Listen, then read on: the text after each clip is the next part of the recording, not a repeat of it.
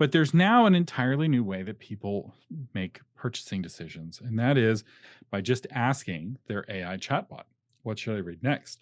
In ChatGPT right now, if you have the app, you can pull open the app, open up the camera mode of the app, take a picture of your bookshelf, and it will then analyze all of the books on your bookshelf, off your physical bookshelf, and it will make a recommendation of what book you should read next based off of what you've already read.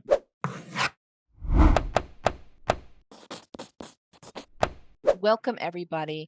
This is April Cox. If you don't know me, I am the founder of Little Labradoodle Publishing and the creator of Self Publishing Made Simple.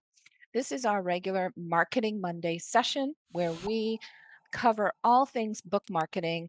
And we have a very special guest with us today. I have Thomas Umstattd. And Thomas has been in the publishing industry for over a decade as an author, a literary agent, marketing director, podcast host, and CEO of Author Media. When he first came on, one of my authors held up a sign that says #1 fan of Author Media. So he is definitely making a splash both in the marketing world and helping authors, and also in some great AI enhancements. So I want to just go ahead and welcome Thomas. I would love to hear more about how you got started in helping authors and, fill us in a little bit about how you got where you are right now. Yeah, thanks for having me, April. I'm excited to be here. And I will say, we are big consumers of children's books. I have a Oh, 6 year old, a good. 5 year old, a 3 year old, and a 1 year old.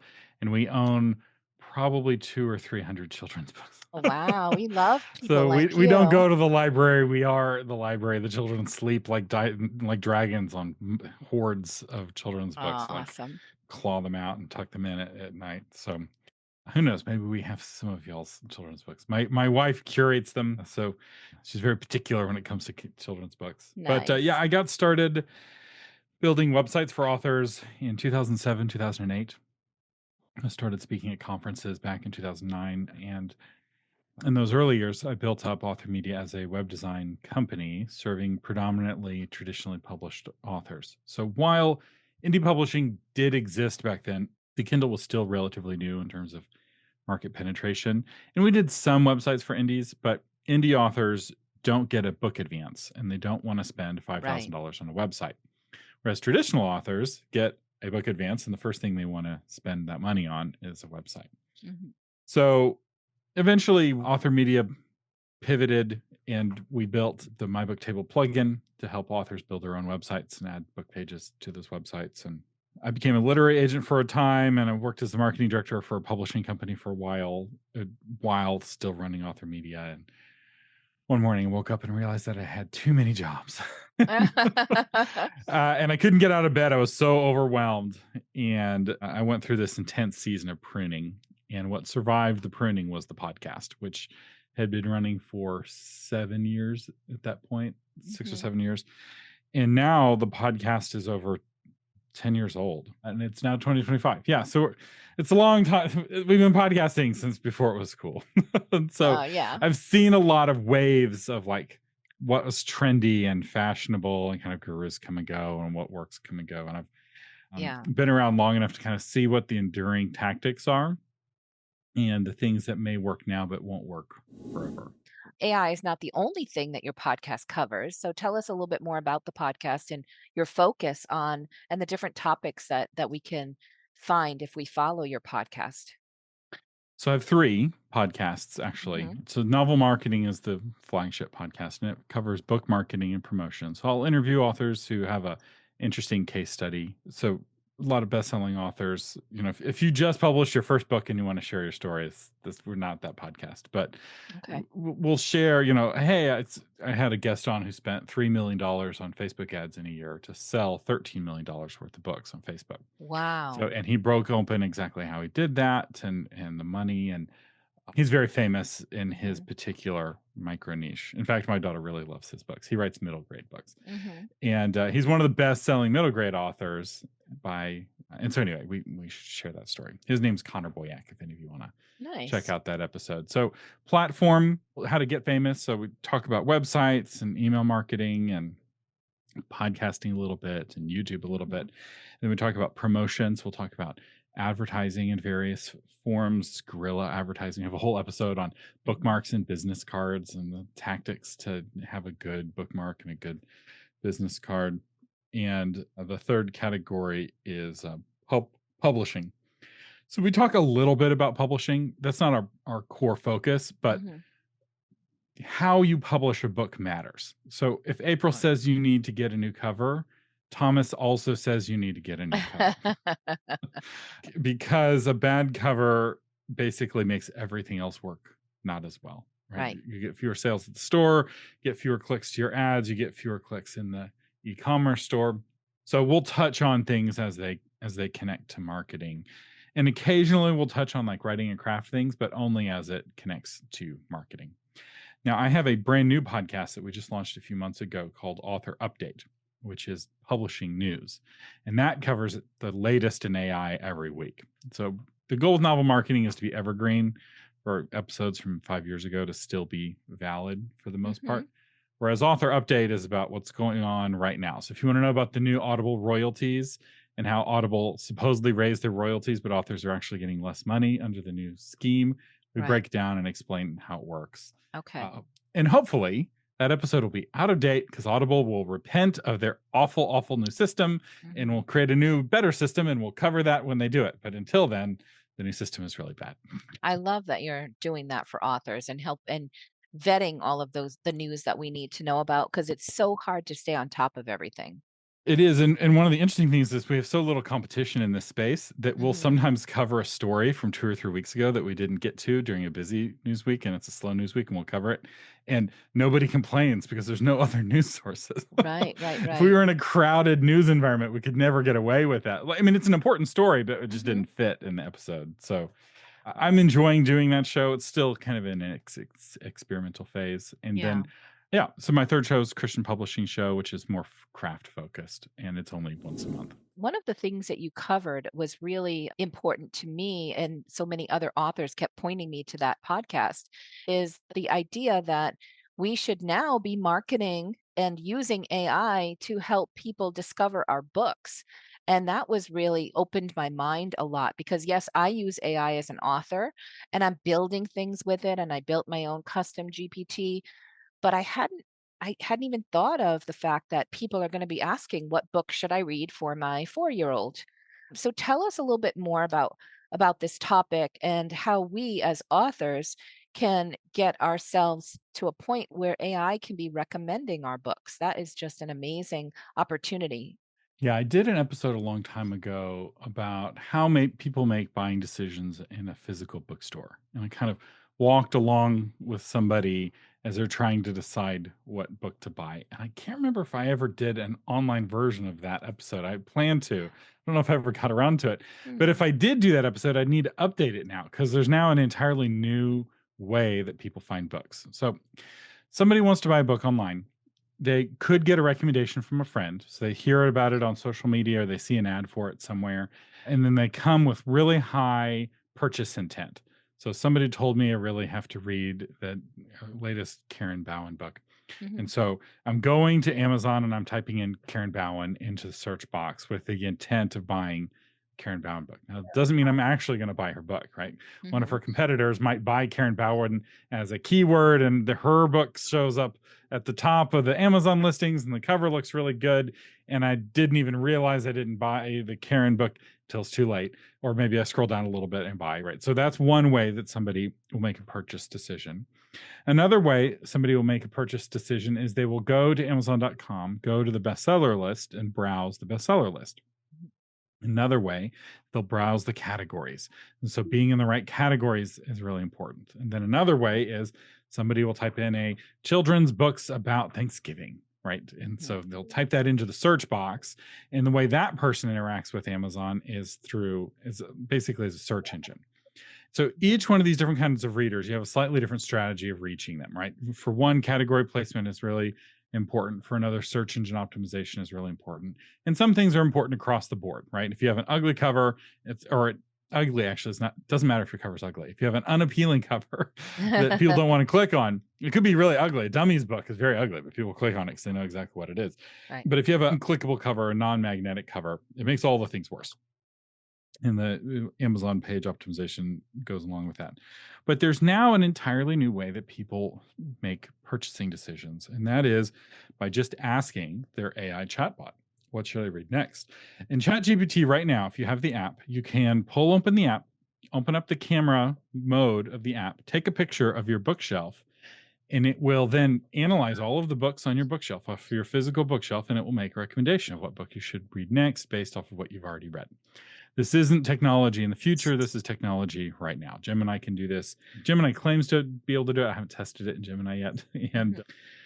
Grok either can or it will soon. So all of the big Mhm. LLMs will be able to, from the photo, make recommendations, but they all can make recommendations off of just chit chatting with it. Even Meta's awful llama can make a recommendation. It probably won't be very good, but it'll Mhm. recommend something. And so if you want to maximize your sales, this new channel of people deciding on a book, of the AI recommending you. So it has nothing to do with what you're doing with AI, especially if you pay for Right. ChatGPT. Your interactions aren't used for any of the training data. So whether or Mhm. not ChatGPT will recommend your book is all about what's in the ChatGPT training data kind of at its core. So if you want, I can kind of break down I how would to love that. train. Yeah. Okay. So the idea is to get ourselves ranked higher. And there are ways outside of ChatGPT or the AI itself that where it's pulling data from, right? And my understanding is there's also ways to train it. I've been hearing some of that as well. So we can if we could touch on both of those things, that would be wonderful. Yes. So the first step is for the AI to know about your book. And I actually built some tools to help you do this that are part of my patron toolbox. Because if you ask AI about your book, it'll be very familiar with your book because you've probably mentioned your book to that AI Right. already. Hmm. And all of the AIs are super sycophantic. And so it'll always put your book in its list of favorite books. But it's Right. only doing that for you because they're flatterers and deceptive Right. in Yes, this way. indeed. This is a real problem with AI. ChatGPT tried to fix it with GPT-5, and there was this big backlash because a lot of people were addicted to an AI that affirmed their every vice and told Yeah, them I they're know. My beautiful and perfect just the way they are, and they don't need to do any work to get any better. And people like hearing that, yeah. even if it's really unhealthy. So, anyway, that's fortunately not my problem to solve because I don't run an AI company like that. But if you really want to know what AI knows about your book, the tools that I have, so I have these tools that I built and I have to pay to give them access to the internet, extra money. And Mhm. I don't pay that money, which means when you ask Grok what it knows about your book, it only can search its own knowledge base. It can't cheat because all the AIs, if they don't know the answer to a question, will do a quick Google search to find out the answer, Mhm. which isn't actually helpful if you're trying to figure out if it knows anything about you. Because if I type in best children's books about Thanksgiving, it might do a search for best children's books about Thanksgiving, but it's not going to search for Thomas Umstattd's book on children's books about Thanksgiving. And so, unless I'm ranking on Google already or Brave, because some of the AIs use the Brave search engine rather than Google, then it won't do me any good. And if I'm ranking on Google, I'm probably also ranking in ChatGPT and the others. So, one of the nice things about AI optimization is you probably have already gotten training on how to do it when you've been taught on search engine optimization. So, Mhm. April, have you done any sessions on search engine optimization, like how to rank Yeah, on just Google? kind of high level, Have but not nearly the depth that we need to. It's not one of my strong suits. Okay, so everything she taught you about search engine optimization likely also applies to AI optimization because the bots are really similar. So Mhm. AI is a new marketing term for technologies that have existed for 10 or 15 years. So everything on Facebook is AI.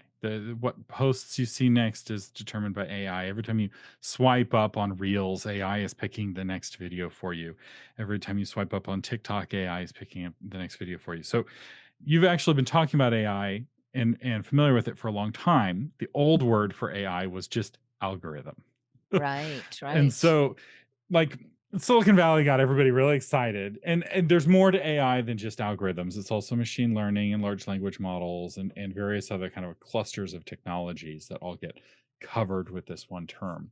But Google has had AI for decades to determine what posts float to the top, and the techniques for ranking well on Google also apply to generative engine optimization, GEO, or what I call AIO. So, how do the large language models train on books specifically?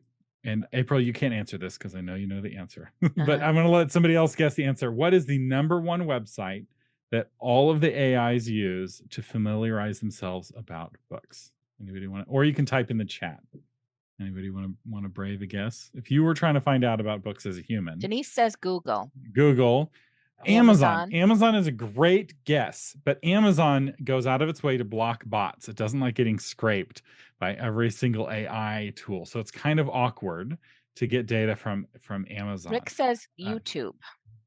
YouTube's a good guess, and that's actually not wrong. It's not the number one place, but it's in probably the top 10. AIs do a surprising amount of training off of YouTube and Reddit, Oh, but that's wow. not And Kathleen guesses Audible. Audible's a good guess as well, but Audible has the same problems as Amazon. Reddit is a good guess. That's in the top 5. The number Okay. one place is Goodreads. Kathleen, you Oh, get a Kathleen, good cookie. job. Good job, Kathleen. So, Goodreads. Wow. All the more yeah, reason to pay attention to Goodreads. Most authors do not. and that's a mistake. So it was always a mistake. And a lot of authors didn't like Goodreads because they didn't understand Goodreads because they weren't there as a reader. So for a long time, Goodreads had this 5-star system, but each star had a name. 1 star was I hated it. 2 stars was I didn't like it. 3 stars was it was good. 4 stars was it was really good. And 5 stars was I loved it. And that's not the heuristic on Amazon. And so Right. authors would get 3 stars on Goodreads and they would be hurt. It would be because like you were my friend and you gave me 3 stars. And like 3 stars meant it was good. I liked it. Hmm. I didn't really Right. like it or love it, but I liked it. And Hmm. so Goodreads reviews tend to be a little bit lower, which actually makes the reviews more helpful because almost all Amazon reviews are in between 4.1 stars and 4.7 stars. Hmm. And so the graphic is almost always 4.5 stars, which makes the star ratings on Amazon not very helpful for readers to make buying decisions. And instead, Hmm. readers look at the number of reviews rather than the number of stars because it's almost always 4 or 4.5 stars. Whereas on Goodreads, there's quite a range. And you can tell this because if you look up classics of literature, they often will have somewhere between 3.7 stars and 4.2 stars, and sometimes higher, sometimes lower. So anyway, authors were afraid of Goodreads because they thought they'd get low reviews. When in reality, Goodreads, even though it's owned by Amazon, is a very bot-friendly site. Now, Amazon has just recently announced a new CEO there, and they've gotten a new logo, and they're actually putting some money into Goodreads. And maybe they'll start charging the AI companies or throwing up barriers. Who knows? But right Well, now, we don't want Goodreads. Amazon messing with a good thing. Goodness.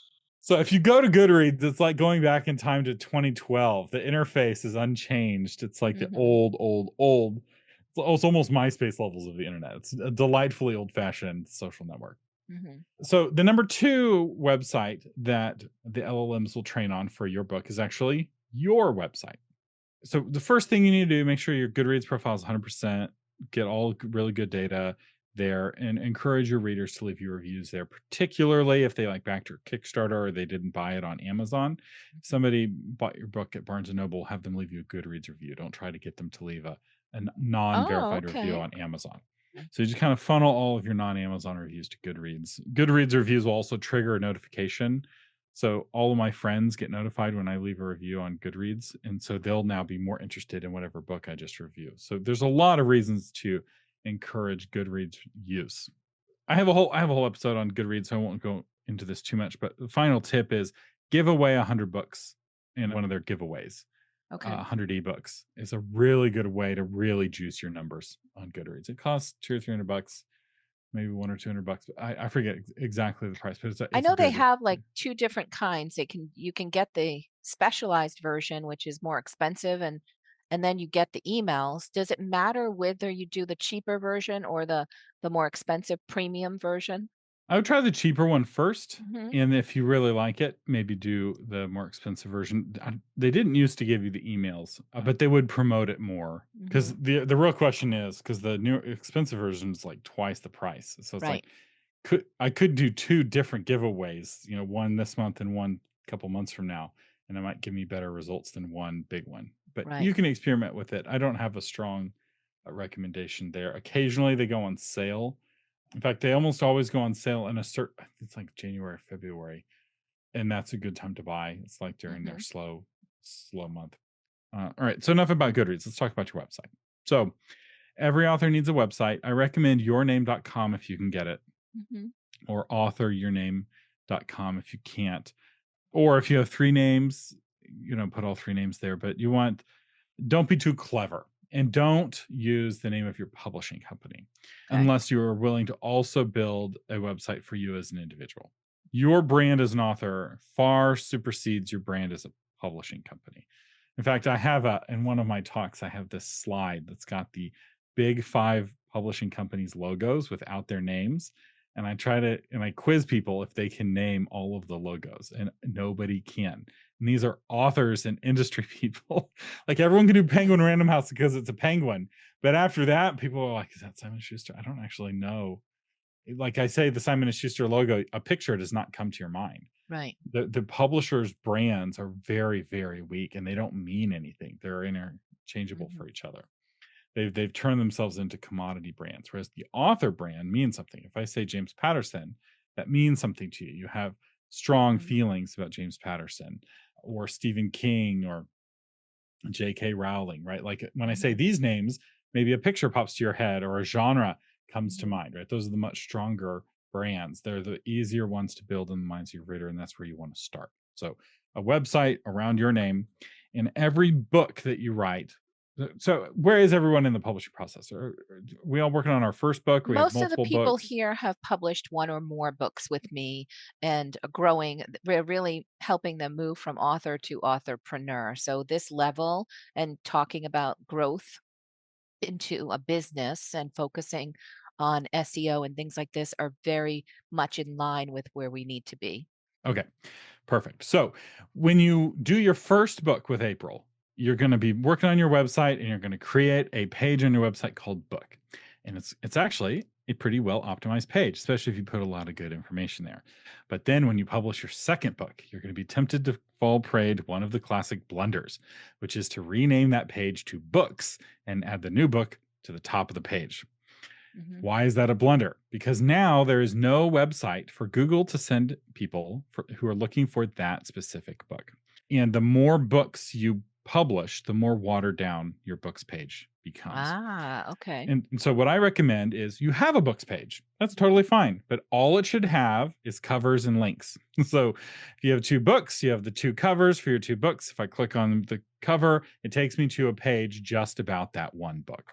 Okay. And that page, your goal with that page is to have more helpful information than what Amazon has for your book, which means you Mhm. need more editorial reviews. You need a service after the sale. So, you all write children's books. You Right. all need to have coloring pages Right. on your book page. I actually have a coloring page maker that I put together. Mhm. Your illustrator may be able to, with just a few clicks, make you coloring pages Mhm. out of what they did. If they used a computer, it's not very hard to turn an illustration into a coloring page. It's just Mhm. taking the colors out. If they hand drew it, that's a totally different situation. Mhm. Discussion guides, classroom activities. I've built tools for each one of these Mhm. elements. I even built a tool that will review your book page and give you a score from 1 to 100 on how Love that. robust the page is, and it will give you, and all the things you didn't include, it will list them and encourage you, or just let you know, hey, consider adding buttons for the other stores, not just for Amazon, or Mhm. consider having a bio for you.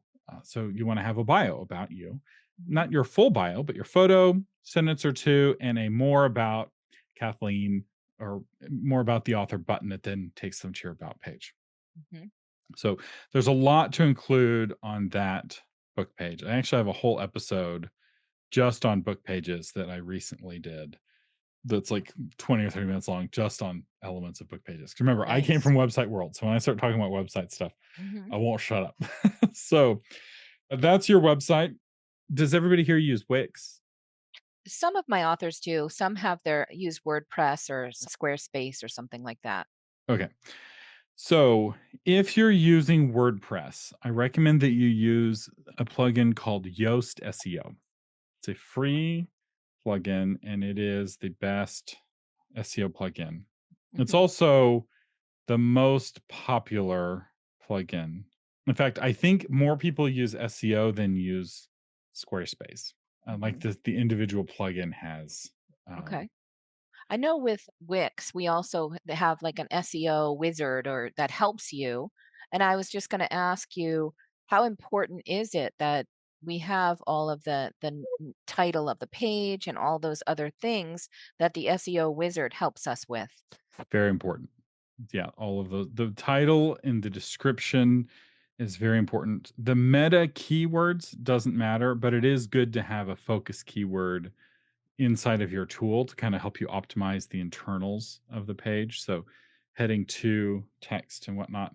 One of the nice things about the Yoast SEO plugin is that Yoast SEO offers a free course on search engine optimization that you don't actually have need the plugin to go through. You can just go to their website and go through their course. But of course, they teach you the principle and then they show you how to do it in Yoast. So the interface, if you're savvy, is not that different in Wix or in Hmm. Squarespace. But one of the appeals of WordPress over the other content management systems and why it's still more popular than all the others put together is because it's natively the most search optimized. Okay. But for authors, you're not competing against other authors who are really search savvy. Most authors Hmm. have no idea what SEO even stands for. And so you can still rank on a Wix or Squarespace website, even with the Hmm. tools that they have. So there's a lot to go in on SEO, but I'll just say go through Yoast's free course. If you're using Yoast, turn the dots green. If you're using the Wix wizard, actually do all the things. Right. Don't assume that, oh, I don't need to do that. No, you do. And if you just do the things, it will make a big difference. And there are tools also, Thomas, that you can point to your website and it gives you a report of how well SEO is optimized for your site. Do you have any recommendations or tools that you like? So my scanners do that a little bit. My patron toolbox has three scanners. I have a homepage scanner, an about page scanner, and a book page scanner. They check for some of that. There are some SEO scanners. Most of them will try to pull you into like $200 a month type Right. Yeah. subscriptions that you don't want. I'm trying to remember. I think WooRank had a good scanner back in the day. If AppSumo has a deal, so it looks like AppSumo has an SEO checker for $9. I would buy this. Okay. This Mhm. looks like an app on your computer. Yeah, so there's lots of SEO scanners. Yoast has one actually. Okay. Oh, Because I think nice. that's a great way to know where you are in the starting Yeah, place if you don't yeah. know where to find the information. And even if you just run it and give it to your webmaster or the person who does your website, that can be helpful. But I did want to go back. You mentioned a few times this patron toolbox, and I have checked it out and it is fantastic. So I want to give you an opportunity to talk about that. If not now, then before we let you go at the end of the day, because I highly recommend if you're not a patron of Thomas Umstattd that you consider it. So much fantastic information that he shares, and these AI tools that he's developing are part of what you get as a patron with Thomas. So I just wanted to give you an opportunity to talk about that, and we can touch on it now or we can touch on it later. Either way. Okay, yeah, thank you. The Patron Toolbox is a suite of AI tools that I've been building at a pace of faster than one tool a week. So what's starting to Wow. happen is every episode I'm making now has an AI tool attached to it. So like we did an episode on PR and I made a tool that creates a press release for you. And so a lot of like I'll teach on something now on the podcast and then I'll build a tool that will then help make that piece easier. I am planning to build some more SEO tools in the future. And authors are starting to send me tool ideas of toolboxes, tools they want me to make. And at the Nice. current pace, the ideas are coming in faster than I'm able to make new tools. So yeah, so we'll see. It's getting to be a lot of tools. One of the tools is AI Thomas. You can pick my marketing brain. When it comes to websites, I have the scanners that I talked about. I also have a blog brainstormer that will brainstorm blog ideas for you, and Hmm. an about page drafter that'll help beef up your about page. A lot of authors, their about page is really short and not very good.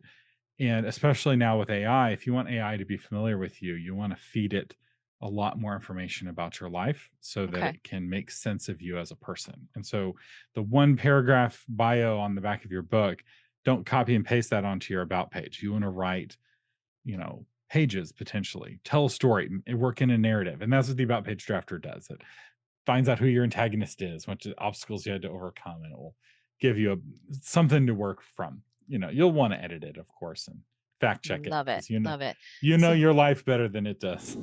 so we started saying make sure that you have the information for your website and that you have other opportunities to let AI. So Goodreads, your website, what's the next piece that authors really need to get right in order to be recommended on AI? So we've talked about kind of educating the AI that your book exists so that it Mhm. understands kind of the core information about your book. The next step is convincing the AI that your book is important. Because just because you're in its knowledge banks of books, because Mhm. one technique is to upload your book to the pirate sites, because the AIs all scrape the pirate sites. So if your book has been pirated, the Hmm. AI is more likely to have read your book. Not necessarily recommending that, but there is some benefit of being How pirated, funny. although your book may have already been pirated. Mhm. So I don't know if there's a thriving ecosystem in pirating children's books. That Right. may not be not the kind of people who pirate books are printing off copies for their kids to eat. 'Cause I will say certain books we've had to buy several times because my children eat them. I don't know what it is about Dr. Seuss ABC, but it's just my teething toddler is very hungry. They just gnaw on it until there's no corners left. So you got to boost your profile. So the next technique touches on PR a little bit, actually. So going on podcasts, being interviewed by your local news station or your local newspaper will boost your profile of your website if they link back to your website. Links pointing at your website is really important for Mhm. search engine optimization. It's also important for AI optimization because the more prominent your website is, the more likely the AI is to train on it. Because if you have a Mhm. website and there's no links pointing to it, the AI may not even know it exists. Google may Right. not even know it exists. You got to have links sending people there. It Mhm. can't just be an island. And so a podcast tour is probably the best, most efficient way for an author to really boost the profile, both of themselves, their book, and their website. So the more podcasts you can go on, the better, and consider hosting a podcast yourself. Some of you may find that your niche of children's book doesn't have a single podcast covering your niche, Mm. and you could be the number one person. I've had several listeners who have started podcasts in their genre, and they've very quickly risen to be friends with all of the top authors in their genre. And when they're launching a book, they're launching it as like somebody who's already famous and a celebrity in their genre. I was working with one Kinda author, cool. and she created the Christian Romance Podcast. And she's now friends with all of the top Christian romance authors. She did a Kickstarter and it funded right away. She's in the process of launching her book. And all of these top authors are all like, oh, yeah, let me review your book. Let me do a blurb for you. She would have otherwise been completely unknown to these Right. folks. But because she had them on as guests, because she blessed them first, then they wanted to bless her back in this Right. way. And so there's a lot of power in hosting your own podcast. There's also a lot of time and expense. So don't Yeah. do it. Count the cost before you start a podcast because it's a lot of commitment. Yeah. One question I have about that is YouTube, just doing a YouTube channel, the same as doing a podcast? And because I know some people do both, but I do my own YouTube channel, but I have not turned any of the episodes into just audio for podcasts. And just wondering, should we be considering doing a podcast versus YouTube or both? Well, it's very easy to do both. So I recommend that everybody do both, unless the nature of your show is very visual. So if you have like the book cover design show, the audio version may not be very interesting. But for Right. most podcasts, the audio is very appealing and you've already made the audio. So what we do for Author Update, we record it live on YouTube Live. So Hmm. 4 p.m. on Fridays, we have a live studio audience in the chat room that gets really excited on certain topics. A couple weeks ago, the Australians and Texans got into a fighting match over who was the greatest, and it really juiced our engagement numbers. And I was Oh, like, funny. "Fight, everyone, fight!" As a Texan, I know who's going to win, but y'all go, y'all have at it. But the problem with YouTube is that it's not the open web. It's still a closed garden. You can get canceled off of YouTube. You can't get canceled off of podcasts because Hmm. podcasting isn't a company, it's a technology. And it's an open web technology, one of the last good ones. And so Hmm. when you have a podcast, you also have a blog, whether you use it or not, that kind of accompanies the podcast. You have an RSS feed and a lot of really beneficial things. And so what we do is after we're done recording, we take the transcript of our episode, we run it through AI to blogify it, and then we take the audio and we publish it along with the blog post. And so we the last couple episodes haven't gone out, but when we're actually doing the work, we have a podcast episode, a blog post, and a video that all launch from the Right. one content creation event. And whether or not we always put out the blog version, which is by far the least popular version, the audio version always goes out and has been surprisingly popular. A Hmm. lot of people prefer the audio podcast because not everyone's on YouTube and not everyone likes YouTube. Right. Some people are only on YouTube and they don't really know what a podcast is, and they thought the Joe Rogan podcast went away for 2 years when he wasn't on YouTube and Hmm. went exclusive to Spotify. Other people are kind of ambivalent, and some people really prefer podcast apps. But the act of creating the video, you're already creating the audio, so it's Hmm. relatively trivial to peel that off. It does add some cost. You have to pay for podcast hosting, and that's like Buzzsprout, it's 15 bucks a month, 20 bucks a month. It's not very expensive. And that podcast hosting gives you the ability to add dynamic ads on all of your old episodes. So if you have a new book coming out in 2 months, your episodes from 5 years ago can promote your new book. And at the end, Oh, how cool. you Now, can't do that what did you say you used? Buzzsprout? Buzzsprout. Okay. And that's versus doing something on Spotify, you mean?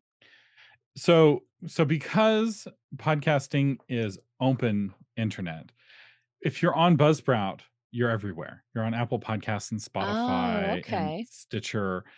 So all of these different podcast apps are just kind of pulling in the RSS feed. So I it's see. kind of mind breaking because we've been so used to all these walled gardens Right. where like you have to sign up for each website separately, and that's not how podcasting works. Although with Spotify, you do have to submit it initially. So Hmm. Buzzsprout walks you through that whole process. But once you're Okay. on Buzzsprout, you click a few buttons on Spotify and you click a few buttons on Apple one time, and then Hmm. your new episodes automatically go out to all of your subscribers on those different platforms. And yeah, I'm a big fan of podcasting, and the kind of people who prefer podcasting have more money as well. Oh, So okay. the, YouTube is full of all kinds of people. Well, there's podcasts of all lengths. Hmm. Of the podcasts I listen to every day, some are 5 minutes long, some are 10 minutes long, Hmm. and some are 30 minutes long, and some are an hour long. One of the podcasts I subscribe to, Hardcore History, there's 1 or 2 episodes a year, and they're like 7 hours long, and I often listen to them within 48 hours of them dropping, Wow. which is a commitment because I have no warning when a Hmm. new 7-hour episode of Hardcore History is gonna drop, but the show's that interesting that I find the hours. Well, it's Hmm. like, "Well, guess I'm cleaning the garage today." Right. So, yeah, and part of the reason why podcasting is better for you for SEO than YouTube is because it's open internet, and Hmm. so all the bots and crawlers can crawl that without having to get permission or getting hit with captchas or what have you. Okay. What about reviews like Trustpilot or, you know, other places do businesses that like myself with self-publishing made simple. I do end up with a lot of really nice reviews there. Do they count towards SEO? Some of the AI tools will train on some of the review sites depending on if they have access to the data or not. And this is where like AI companies will sometimes license data or sometimes they can scrape it for free. I do know that I think OpenAI AI looks at Kirkus reviews, which Oh, I okay. historically had a really low opinion of Kirkus reviews. And it's Yeah. like, this is a brilliant way of stealing $500 from indie authors. But if AI looks at Kirkus reviews, now it's like, well, maybe the $500 makes sense. So Right. definitely better bargain than it was before AI started training on the Kirkus reviews. Mhm. Better to get a review from your local newspaper. So suburbs are the worst because suburbs tend to not have much of their own media. They tend to Mhm. piggyback on the city. But small towns, your small town paper, and almost every small town has some kind of paper, loves covering local authors, right? You just need to go to my patron toolbox, fill out the little form on the press release generator about your next new book, and then send that press release to your local paper and get them to review your book or review or feature you as an author. You may be surprised for a small Mhm. town paper. They really might scoop that up. And some suburbs also have local media. Here in the Austin area, there's a company called Community Impact that does that, like a local suburb hit newspaper for each one of the suburbs around Austin, but I don't think they review books. But I do know, I know somebody who runs a newspaper for Sugarland outside of Texas, and she reviews books quite a bit. That's a big feature. So if you live in Mhm. Sugarland, you would want to pitch whatever that newspaper. If you live in Sugarland, you know what the paper is. Mhm. So this may or may not work for you depending on what kind of suburb you live in. But for small towns, for sure. But you also can try pitching your local city paper. Right? There's no Right. reason not to. I mean, if you live in Dallas or New York, good luck. It also matters how many authors you have in your town. So some cities have a bigger author community than others. So Mhm. like in Texas, most of the authors are in Dallas Fort Worth area or in the Austin area, and then Houston after that. San Antonio, despite being one of the largest cities in the country, doesn't generate a lot of authors. So it'd be easier to get featured by the San Antonio Express And what are News. the goals with these features? Is it just, again, to get more links to your website and more things on the internet about you? Great question. So currently, all of the major large language models, their worldview is if the mainstream media says that it's true, it's true. And if the mainstream media says that it exists, then it exists. So having the mainstream media feature you, even if it's just a local paper, Mhm. is really important. And it's also how you leverage into getting a Wikipedia page. Most authors don't have Wikipedia page because they haven't gotten enough local press. Because Wikipedia is just a synthesis of the mainstream media. So once you have enough mainstream media outlets talking about you, you can leverage that into a Wikipedia page, which all the AIs train on. Like that's Okay. one of the first things they get is the Wikipedia dump of pages, but you have to pass Wikipedia's notoriety or prominence threshold. And that is has nothing to do with how notable you really are. Right. It only has to do with how notable the mainstream media thinks you are. And so Okay. playing that mainstream media game, getting some PR is how you leverage into a Wikipedia page. Okay. So it does make sense then, because I found that as a new author and with there are a lot of marketing companies out there that will say, "Hey, we'll pitch you, we've got contacts, we'll get it out there," but it's like $2,500 a month, and you have to guarantee a few months that you're gonna be contracting with them. It can be really expensive. Your recommendation is just to pitch directly? Just pitch directly. You can use my Patreon Toolbox is $10 a month, and it gives you two tools that you can use right away. Three tools, Mhm. actually. It gives you the hook generator, which will help you find an interesting hook to make Mhm. you and your book appealing to the media. So start Mhm. there. Then it has the PR press release generator. And then I also have, which I totally forgot to mention, the podcast host directory, which is a directory of over 10,000 podcasts and their contact information, their website, sometimes their Mhm. email address, sometimes other contact information, so that you can search for podcasts on your topic and then reach Mhm. out to them directly. So before you spend 250 bucks a month with some PR firm, Right. try to do it yourself. And I have a bunch of episodes on getting booked as a podcast guest and Mhm. how to sound good, how to do a good job on the interview. We're going to have we have two sessions on it at our upcoming conference. In fact, Nice. we're even going to do a practice. Every author who comes to the conference is going to get a practice podcast interview. Nice. I So love it. we're going to teach everyone on interviewing, then everyone's going to pair up, and then they're going to actually pull out their phones and do a podcast interview right there in the room. Nice. Awesome. What Go ahead. else is important when we consider trying to get AI to learn about us and to recommend our books? Your book's metadata is really important. Metadata is one of those things that separates kind of the professional authors from Mhm. the non-professional authors because it's really easy to let your wise eyes glaze over at the word because a lot of Mhm. people don't know what metadata is and so they immediately stop listening. Right. So don't do that. Come back, Mhm. click away from what tab you're on. This is important. I have a whole episode on metadata, but metadata is data about your book. And Mhm. the primary place that you control this metadata is by owning your own ISBN at Bowker. Mhm. So you want to make sure that all of those fields are filled in because this is what will feed libraries. This is what will feed the AIs. This is what will feed the e commerce platforms. And you're like, why do I need to do this? Amazon will give me one for free. It's Mhm. a trap. Buy your own ISBN, control it. You'll need a different ISBN for each format. You'll need ISBNs. It's just a cost of doing business as an author. Yeah. And your ISBN metadata is also search engine optimization for your book. So we talked a lot about SEO for Google and your website. There's a whole Mhm. other side of SEO that I also have episodes on, which is your book on Amazon search engine. So Mhm. as you learn SEO principles, some of them cross apply, but Mhm. some of them are unique. And Amazon also has its own metadata kind of portal. If you're indie published, you want to fill that in as Mhm. well. It doesn't necessarily pull on the Bowker info quite as much. You do want things to agree as much as possible. So, but you're right. Listen, metadata is really important. And a lot of problems emerge when you have poor, incomplete metadata, and it makes the AI a lot more likely to hallucinate about your book. And so it's Okay. like, put the publication year. It's really important, actually, for the Mhm. AI to make sense of this book and another book with the same title. Oh, yeah.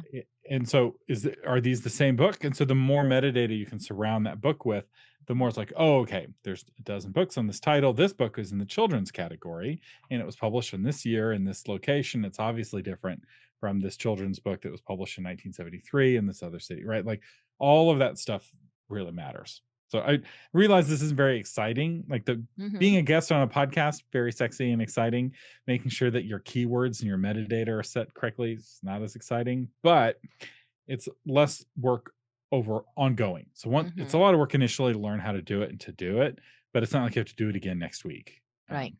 Whereas podcasts, you have to keep pitching them and keep going on them. So But it seems like the more that you have out there and the more practice and the better you get at it, the easier it is to pitch and you can show examples of other podcasts interviews you've been on and things like that. that's right. And people will hear you on a Mhm. podcast or see that you're on a podcast and then immediately just book you. So Right. for instance, I was on Joanna Penn's podcast and the James Blatch's podcast, which is self-publishing. Is it the self-publishing podcast? I don't know. I keep forgetting the name of his podcast because it's really Mhm. generic. But like he just booked me and had me do the exact interview I just did on Joanna Penn's. I was like, it was just Right.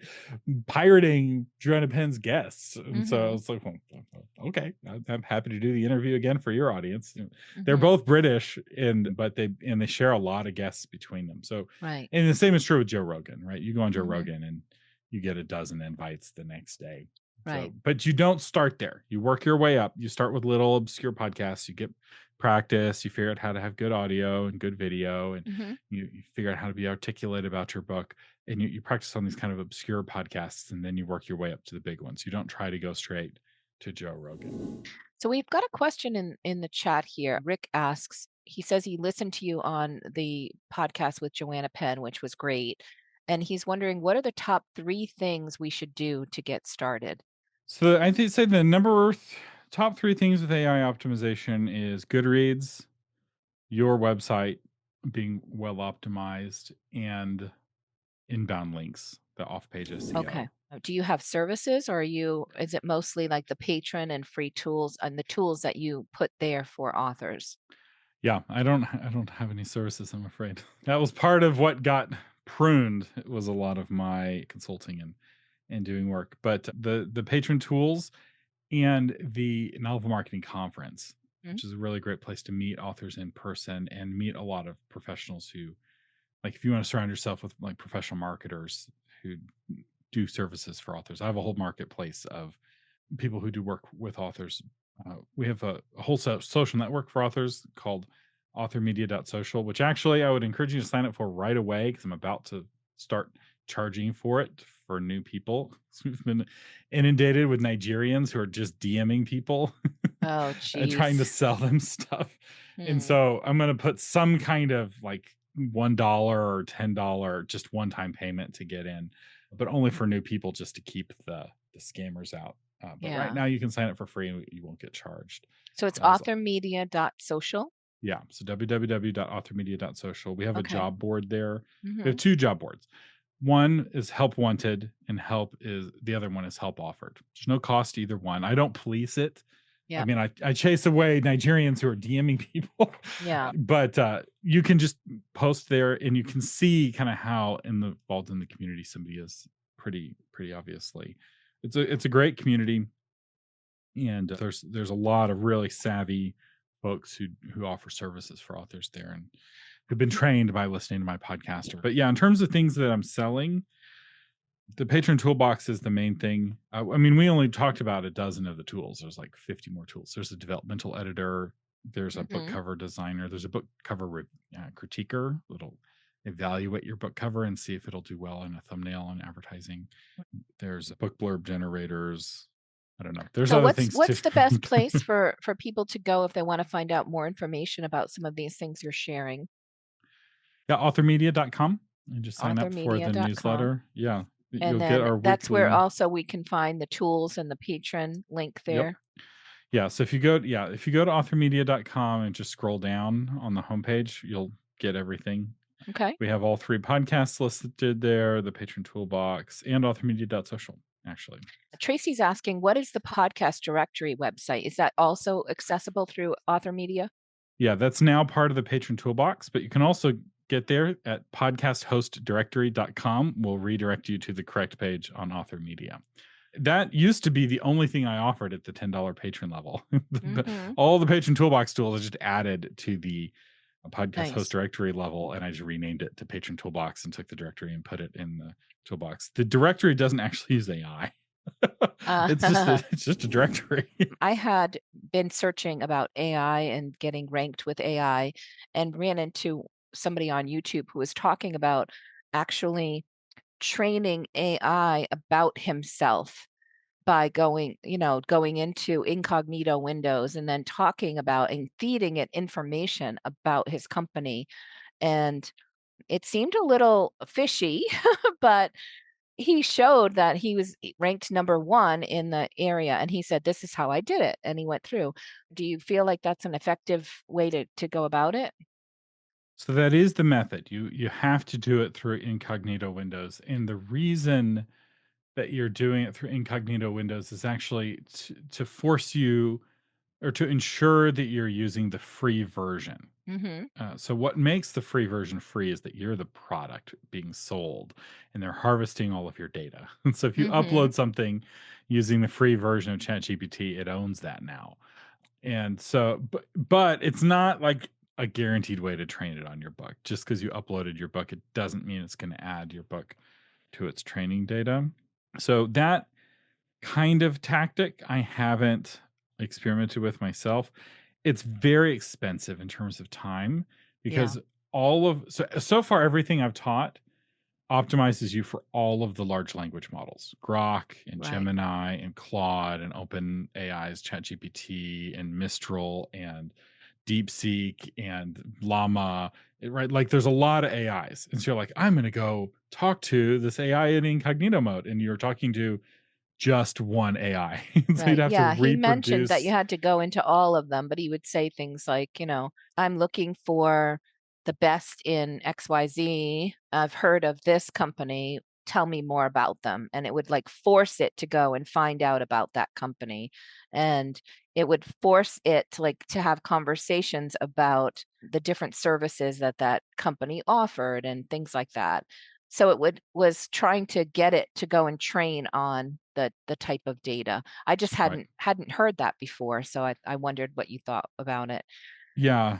For a company, like if you have a local plumbing Mhm. shop, it might be worth it to invest that time. Mhm. I don't know if that time is worth the investment if you're an author. So Uh-huh. when it comes to spending money and spending hours, you always want to ask yourself the question, how does this compare to my next best alternative? And Right. for authors, your next best alternative is almost always writing another book. Mhm. And so if I could spend 4 hours on social media posting memes and trying to be funny, or with that same amount of time, I could publish another book every 2 months. I was like, well, gosh, publishing another book every 2 months is really going to have a much bigger impact on my career over the long term Right. than whether or not I was active on Facebook 3 years ago. And so you always have to be careful. Just because something can help, it doesn't mean it's a good investment of the time. That's a really great point, Thomas. Thank you. Mary Jo asked a question. Have you heard of Magi? Magai? Magi AI. So Magi is there's a bunch of service providers like this one that you pay a single price and you get access to all of the limited access to all of the large language models. And these a service like Magi is really good if you don't know which model you like the best. Because that, believe Mhm. it or not, ChatGPT is actually not the best in almost any category. It's second best in all the categories. So Mhm. you're not. It's a safe one to go with if you're only going with one. But I'm finding myself using ChatGPT less and less as I use different AI models. What I use and recommend is actually a competitor to Magi AI called Straco. They're cheaper and they'll allow you to talk to up to four LLMs simultaneously. So you can send the same prompt to four different large language models and you get all of their answers back in different columns. So like I'll have a spreadsheet that I want analysis of. So I'll upload the spreadsheet to all four. So I'll send it to Claude and Gemini, Mhm. and I typically don't send it to ones that I also have a subscription to. So I subscribe to Grok and Right. ChatGPT. And I'll compare. So I'll have six, right? I'll do the same with Grok and Mhm. Gemini. I don't recommend always doing that. Yep. Like eventually pick one, like get married, right? But Right. early on, it's nice to go on some dates with some different large language models. Straco doesn't have as good of a name as Magi AI. Mhm. Right. All of these companies are trying to like trying to get that AI somewhere in the name, whether it Yep. makes sense or not. But one of the other things Straco does that I really like for new users is that it has a prompt optimizer. Mhm. So if you're not very good at prompting AI to get it to do things for you, Straco will actually rewrite your prompt for you and make it Mm. into a better prompt and then send that better prompt to the different AIs that you're using. And Okay. this will give you access to DeepSeek. All of these will. Mhm. Another one that's really good, the cheapest one is T3 Chat. And I've heard really good things about this one. It's T3.chat. And this one is, I think, $8 a month. So this is another one of those kinds of Okay. tools that gives you access to all of them. There are some advantages to using the service from the company itself. So, Right. like what you did by creating your own AI, Mhm. AI April, you couldn't have done that through T3 Chat or Straco, right? You No. needed to be a Yeah, I Chat GPT did a custom premium, GPT. Yep. right? So there's things like that that you'll need to be a legit with that service Mhm. customer. But early on, if you're new, Straco with its reworking of your prompts will really teach you how to write better prompts, and it gives you access to all the models. It's a good Okay. service. When you're doing blogs, I had heard that if you have a video in the blog post, if it contains a video, that the SEO engines and AI like that better. They see it as more important. Is that something that you've heard? Is that true? I've not heard that. We started embedding video Mhm. because we only recently became a YouTube channel. Like, I Okay. mean, I kind of sort of did YouTube 6 or 7 years ago, but we didn't start like video recording all of our episodes until about a year ago. Mhm. And so over the last year, all of our episodes have had an embedded video, and I haven't seen much of a change. I mean, it might help a little bit. There's like 1,000 factors that affect your search optimization, Okay. and a lot depends on how competitive your search results page is. And this Mhm. is one really nice thing about being an author. authors don't know anything about search engine optimization. And so your competition, they're not the fastest runners in the world. If you're trying to rank for online gambling or car insurance or Right. mesothelioma, you'd better have every single factor 100% optimized. Hmm. But if you're trying to rank for children's book author, the competition's not nearly as tough. What about ads? Should we consider running Google ads or anything like that? The ads won't affect your rankings on Okay. search engines, and they shouldn't affect your rankings on AI directly. But let's say I'm buying Meta ads or Amazon ads and I sell an extra 10,000 copies of my book. Hmm. Well, those extra 10,000 copies of my book might result in a few reviews on people's blogs. I And maybe see. somebody will talk about my book on their TikTok channel, and it'll probably end up with some Goodreads reviews. And so while it immediately doesn't have an effect, there's knock-on effects to just higher sales. And I'll have Right. more reviews on Amazon, right? Hmm. So advertising can be beneficial, and then it helps you Hmm. sell books, and selling books has knock-on effects, but it's not directly impacting Okay. your How about Google Marketplace? Like if you have your book for sale on Google Marketplace, is that going to help? yeah, so that is a technique that's a can be a useful technique for selling direct if you have like a Shopify store or Hmm. some other way where you're selling directly to readers. It's not going to help you with SEO outside of Google.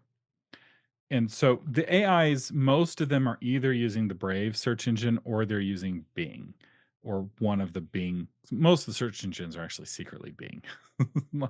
Brave or Yeah. Bing? Because I never focus on either one. I had never even heard of Brave before. Brave has a browser, but they kind of backed their way into making a ton of money off their search engine, licensing it to AI companies. Because remember, Google's a big player in the AI space. So Gemini absolutely uses Google search, but that doesn't mean that the other competing AIs are going to want to use Google's search engine for their AI if they can Right. use They don't want to, somebody else. yeah, they don't want to contribute it like it that Or they way. can just get a better price from Brave And or Bing. is Brave accessible directly? Is it brave.com? I think so. So it is a search engine. It's not just a licensable thing that Yeah. we don't have a front end to. And it's a browser. It So is a just like you have the browser. Chrome browser, the Yep. Brave browser actually was the first because it's a high privacy. We don't track anything, high privacy. That's Hmm. their kind of pitch. But if you go to brave.com, it's like Brave browser, Brave search, why Brave, and then search API is in their navigation. So they license the API for their search to all kinds of other companies that want to have their own search Huh, engine that can search the web. interesting. So Google matters. And like when people do Google searches, they still do Google searches, but people are doing less on Google. Google's gotten really bad. Like, Yeah. I don't know if y'all have noticed, but Google Yep. results are like collapsed. And I will say one thing I didn't talk about that connects with this is the power of blogging. So I Hmm. kind of skirted over blogging, but the reason ChatGPT knows me so well is that every podcast has a blog post that's just available for ChatGPT to pull Hmm. in to its index. And because our blog's been around for a long time, it's had a chance to really train on it. And that's where a podcast alone, it wouldn't have been able to listen to the podcast and transcribe, right? That's too many steps for the AI and too much Right. compute. So it's So funny, like for a long time, we heard blogging is kind of dead. Don't bother with it anymore. And now it's like coming back big time since these AI models are using it to train on. So y- yeah, so I never said that blogging was dead. I've heard it from a Although I lot of have said, others. yeah, so I have said that blogging doesn't make as much sense for novelists. Right, One of the nice things about children's book authors, though, is there's actually quite a bit to blog about once you realize that your customers are the parents and they have questions around your topic and questions right. around parenting. And you actually have a lot that you can blog about. And blogs are very friendly Hmm. for both search engines and for large language models. Absolutely. So we have covered an awful lot in our time together. I'll give you one last chance to kind of talk more about where people can go to follow you, your YouTube and other places to go, and then we'll wrap it up for the day. Well, apparently you can just ask ChatGPT for book marketing podcasts. No, but seriously, authormedia.com is the website. It has Mhm. links to all of our everything we have going on. We have, a couple of YouTube channels and we have podcasts and a lot of other stuff, but you can find everything I'm doing at authormedia.com. You can just browse it. It also has a search engine that will search all of my podcast episodes across all of the different websites where we have podcasts. And so if you have it, you can think of it as a poor man's AI Thomas. So it will Uh, search all of the transcripts of all of the episodes. It's powered by Google. It runs right there on the homepage. And so, yeah, you Great. can type your question into it and you may be able to find an episode that answers that question. There's hundreds and hundreds of hours of free podcast episodes on almost everything we've talked about. There's a podcast that goes deep on that particular thing. And if you want the quick answer, become a patron. You'll get access to AI Yes. Thomas that's been trained on all those blog posts and can give you an answer to your question directly. Wonderful. Well, we really appreciate your time and knowledge and the depth that we're able to go into here. I think it's going to open up a lot of minds to what they can do to help AI to understand more about their books and to get the books recommended. So, thank you again for being here. And thank you all for joining us. We appreciate it. Come back every Monday night for Marketing Monday and go and subscribe to Thomas's YouTube and his podcast. Go and visit and show him some love as well. Share information with others so that we can also be more visible for more people as well. Thank you, everybody. Have a wonderful day. Live long and prosper.